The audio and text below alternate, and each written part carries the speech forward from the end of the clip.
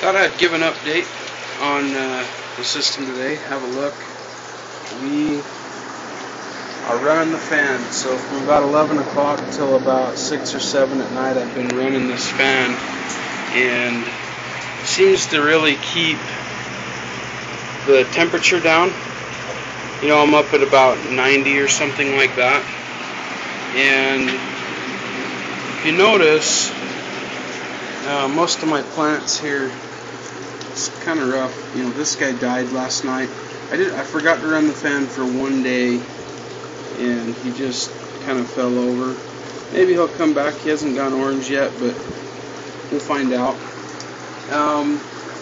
So run your fan. You know, I didn't realize how important it was to cool it. It got to about 110 degrees in here, which it's just too hot.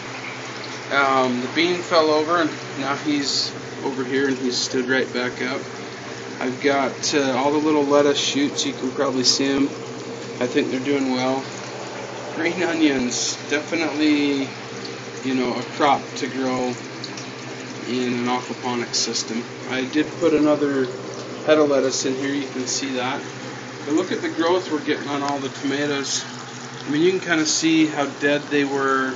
Look at this one when I first transplanted it till now, and they're just taken off. You can see there's 6 inches of growth on them. All these little lettuces down in here, they're all doing really well. Still kind of abandoned the raft system for the moment, but we'll look at filling it up. So I've got two problems with my system. I'm going to show you this. If you'll notice on this bell siphon, I've got all these extra holes in it.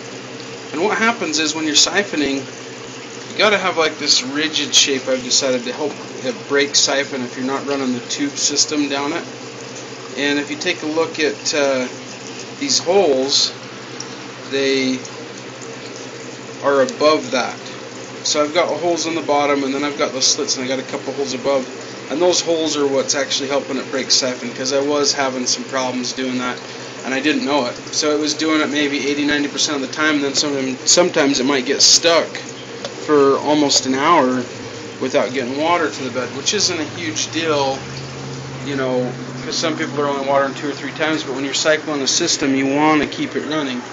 Definitely want to just keep them running. So I've done that to all of my little bell siphons. You can see, you know, I've added more holes, and yeah, that may set the water level, but not necessarily, because it gets stuck on suction at the bottom, and it just needs air. So the water level will kind of, you know, go past that one. It'll start taking in just a little bit of air, and it gets down into this zone.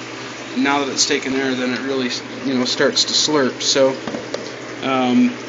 you know, you can see that thing starting to siphon now. I just had the overflow pipe going. So I don't have a problem starting siphon. I'm not really having a problem breaking it now that I've added more holes. And everything's growing really well. You can see the goldfish down in here. They think I'm here to feed them. Maybe we'll give them a little bit of food. Really active. Come here, guys. The lettuces that are hiding out down in here, over there, are obviously still green and doing well. I found that putting lettuces in the raft, the goldfish eat the root off the bottom. So this would work, but you've got to protect the root. They're going to have to be in net pots like those over there. So anyhow, this experiment seems to be going pretty well. And thanks for watching.